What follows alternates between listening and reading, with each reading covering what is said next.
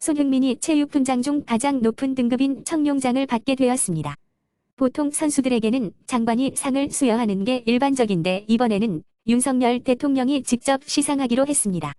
한국 체육 발전에 기여한 손흥민의 가치를 정부가 인정하고 격려하는 것입니다.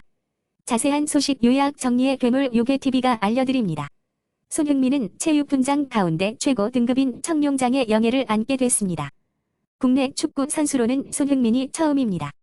대통령실에 따르면 지난 5월 26일 정부 세종청사 첫 국무회의에서 이 같은 결정이 내려졌습니다.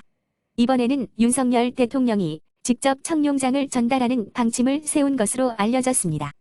손흥민의 가치를 생각하면 장관이 상을 주는 게 맞지 않다고 생각해서일까요? 조금이라도 더 손흥민을 예우해주려는 정부의 노력이 보이는 듯합니다. 지금까지 청룡장을 받은 사람은 누가 있을까요? 청룡장을 주는 원칙은 올림픽에서 금메달을 받거나 세계선수권대회에서 1등을 하는 것을 포함해 합산 점수 1500점 이상을 받는 것입니다.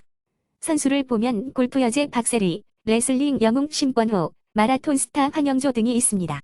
역도 여제 장미란과 사격 천재 진종호, 한국인 최초로 피가 정상에 오른 최경주 등을 찾을 수 있습니다.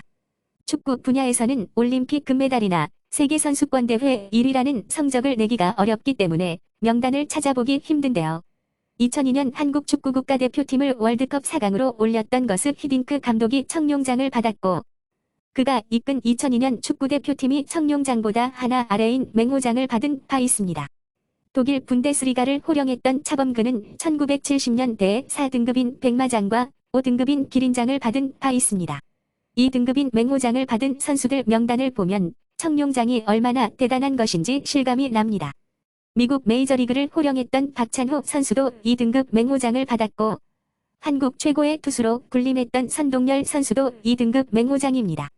손흥민이 이번에 청룡장을 받은 것은 올 시즌 잉글랜드 프리미어리그 득점왕이라는 어마어마한 업적을 쌓았기 때문인데요.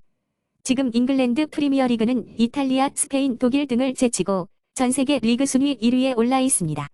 한마디로 손흥민은 전세계 최고의 리그에서 득점왕이 된 것입니다. 이집트 축구 영웅 무함마드 살라흐와 23골로 공동 수상이지만 자세히 살펴보면 클래스가 다릅니다.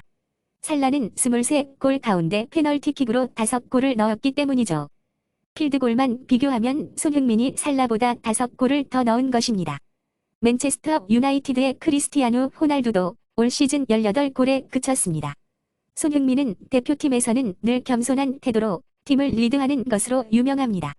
올해 카타르 월드컵을 앞두고 열리는 평가전을 앞둔 손흥민은 당장의 결과보다 월드컵 본선을 바라보며 완벽한 팀을 만들겠다는 각오를 밝혔습니다.